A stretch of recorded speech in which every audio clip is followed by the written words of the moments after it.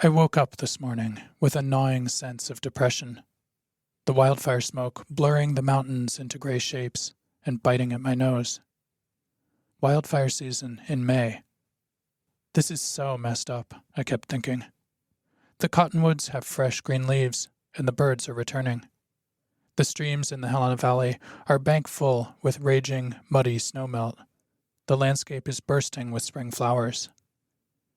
But north of us, in Alberta and British Columbia, spring has come hot and dry. The forests are burning up, and strong southbound winds are carrying the smoke to central Montana. By mid-morning, the smoke was still a creeping gray blanket over Helena.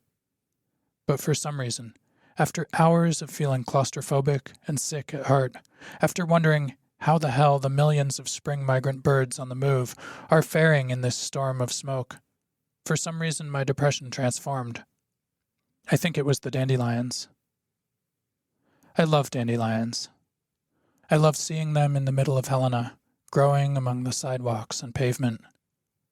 I love remembering the American goldfinches and chipping sparrows that I used to see on my dad's lawn in Idaho, feeding on their seeds.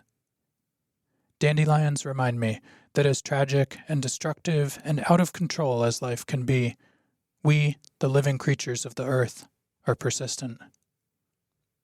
Hi, I'm Shane Sater, author of Wild with Nature. This story is from May 17th, 2023, and it's called Finding Healing in the Midst of Climate Chaos. If you're a more visual person and want to follow along with text and photos while you listen, you can also find this story on my website, wildwithnature.com. And now, let's continue with the story. We humans have gotten ourselves into this mess. Climate chaos, mass extinction, AI systems so smart that they're replacing our jobs and might just kill us. Because we're innovative and adaptable. Like beavers, ants, and prairie dogs, we're ecosystem engineers. In ways great and small, we change the world around us. I think that we, as a society, have gotten ourselves into this current mess by treating the creatures around us as our enemies or as inconveniences, and by focusing too much on competition, on gaining wealth and success at someone else's expense. And by turning our ingenuity towards destruction, exploitation, and war, we can, and sometimes do, create hell on earth. But we're also healers, capable of incredible kindness and great beauty. And although right now we're threatening our own survival and that of so many other species on this earth, we can just as powerfully find ways to heal. When I remember that dandelions can grow out of cracks in the sidewalk, somehow it helps me make it through the smoke. Wildfires in May still make me very uneasy. But we're still part of a world full of life that wants to thrive. Black-backed woodpeckers raise their young in burned forests, and flooding brings new stands of cottonwoods and willows to our streams. Life is messy, sometimes tragic, and also unexpectedly beautiful. As I leave Helena this morning, driving towards several weeks in Missoula, I can hear evening grosbeaks whistling along 10 Mile Creek.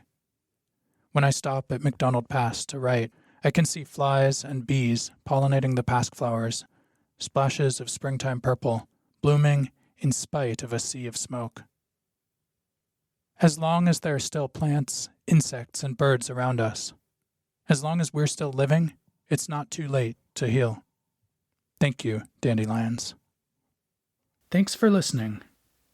This story, like all of my work, is possible only because of the generous support of listeners like you.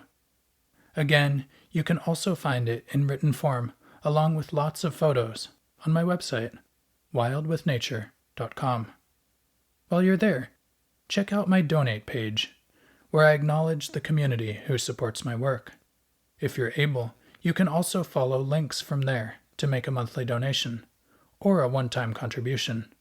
For as little as $5 a month, you can become a milkweed supporter, an integral part of the community that helps me continue sharing these stories. Thank you. Until next time, get outside. And while you're out there, take a moment to appreciate the dandelions and all of the other creatures that share this planet with us.